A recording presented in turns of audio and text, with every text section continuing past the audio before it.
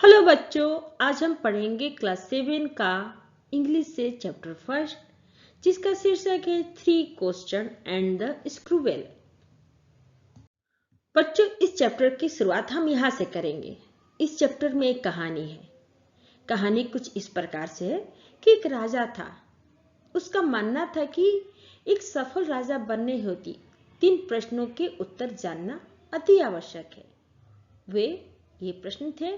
पहला प्रश्न था कि किसी चीज को शुरू करने का सही समय क्या है। सेकंड है, उसे किन लोगों की बात सुननी चाहिए। और थर्ड प्रश्न है कि उसके लिए सबसे महत्वपूर्ण काम कौन सा है। बच्चों, फिर क्या था? राजा ने इन प्रश्नों के उत्तर जानने के लिए अपने चारों तरफ अपने संदेशवाहक भेज दिए और इन प्रश्नों का सही उत्तर देने हेतु लोगों की तलाश करने को कहा। बहुत से बुद्धिमान व्यक्ति आए, पर सवालों के लिए जो उत्तर उन्होंने दिए वे बिल्कुल ही अलग थे।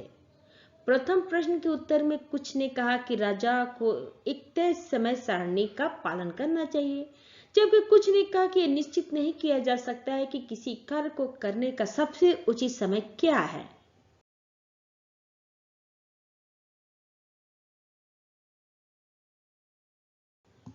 उसी प्रकार दूसरे प्रश्न के उत्तर में कुछ ने कहा कि राजा को अपनी मंत्री परिषद की बात सुननी चाहिए, जबकि कुछ ने कहा उसे तो पुजारी की बात सुननी चाहिए।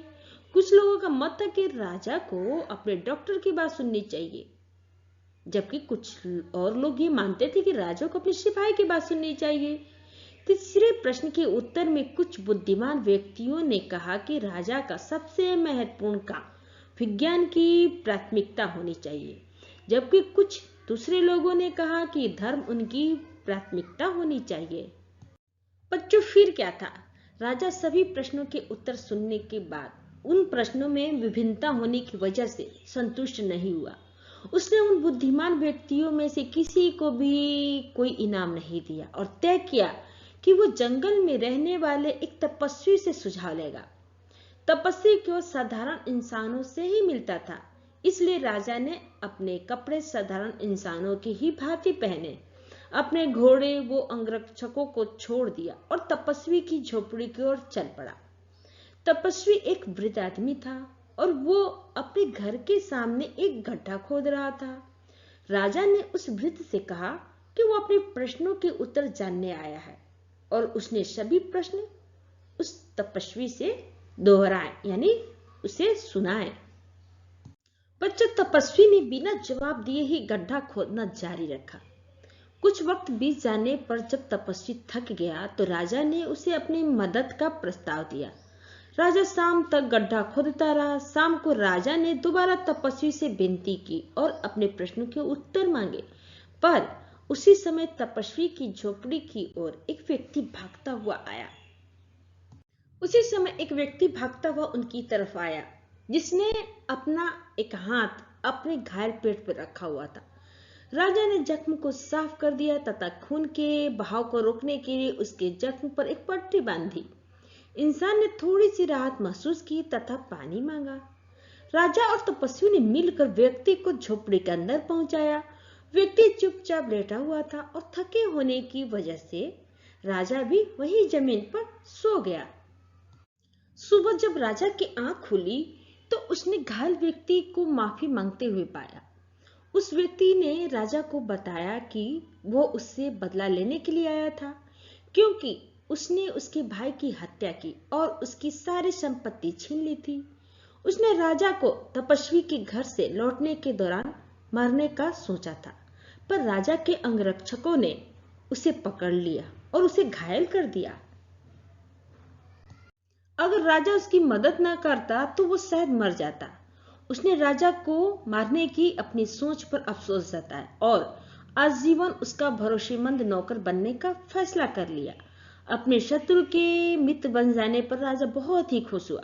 उसने उसे माफ कर दिया तथा उसकी सारी संपत्ति भी उसे वापस लौटा दी। राजा ने राहत की सांस ली। इसके बाद जब राजा तपस्वी को देखने बाहर आया, जो उस समय बीज बो रहा था उन गड्ढों में जो पिछले दिन खोदे गए थे, राजा ने तपस्वी से आखिरी बार निवेदन किया और अपने प्रश्नों के उत्तर मांगे।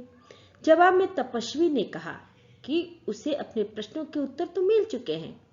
अगर उसने तपस्वी की दशा पर तरस न खाया होता तो कल जब वो रास्ते से लौट रहा होता तो वो व्यक्ति उस पर हमला कर देता और शायद उसकी जान भी चली जाती।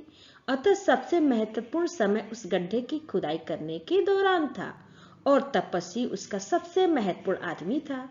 जब घायल व्यक्ति वहां पर आया तो महत्वपूर्ण समय वो था। बच्चों, राजा ने तपस्वी से कहा कि ये था आपके पहले प्रश्न का उत्तर। जब वो उसकी देख रेख कर रहा था और अगर ऐसा नहीं हुआ होता तो व्यक्ति मर सकता था और वे दोनों अपनी करनी के लिए कभी मेल मिलाप नहीं कर पाते। अतः उस वक्त पर वो घायल आदमी सबसे महत्वपूर्ण हो गया था और उसकी देख रेख करना सबसे महत्वपूर्ण काम था। ये था सेकंड प्रश्न का उत्तर। फिर आगे तपस्वी ने राजा से कहा कि सबसे महत्वपूर्ण समय अभी है, क्योंकि बस इसी वक्त पर हमें काम करने के लिए, मतलब किसी भी वक्त पे हमें काम करने के लिए तैयार रहना चाहिए। किसी समय पर सबसे महत्वपूर्ण व्यक्ति हम सभी हैं, क्योंकि भविष्य तो अवधित है और हम सभी को भविष्य को लेकर अनिश्चितता होती है कि हम कब किससे मिल जाएं। सबसे महत्वपूर्ण काम है दूसरों का भला करना, क्योंकि हम इन संसार में इसी नेक काम के लिए आए हैं।